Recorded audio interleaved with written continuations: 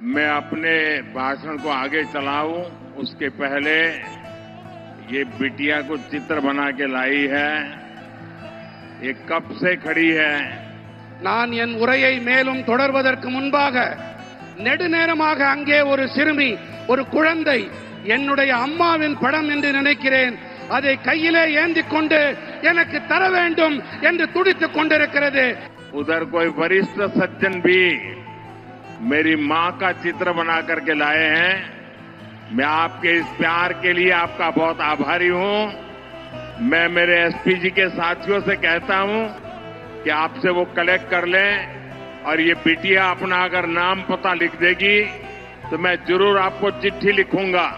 குழந்தை, உன்னுடைய பெயர் அதில் இருந்தால் போதும், இதை நான் பெற்றுக்கொண்டு உனக்கு என்னுடைய நல்லாசி கடிதத்தை கண்டிப்பாக அனுப்புகின்றேன். என்னுடைய நண்பர்கள் அதை பெற்றுக்கொண்டு என்னிடம் தருமாறு கேட்டுக்கொள்கிறேன். उसका नाम पता अगर नहीं लिखा है तो लिखवा लो। அந்த குழந்தையின் பெயர் முகவரியை தயவு செய்து அதிலே குறித்துக் கொடுங்கள். Thank you.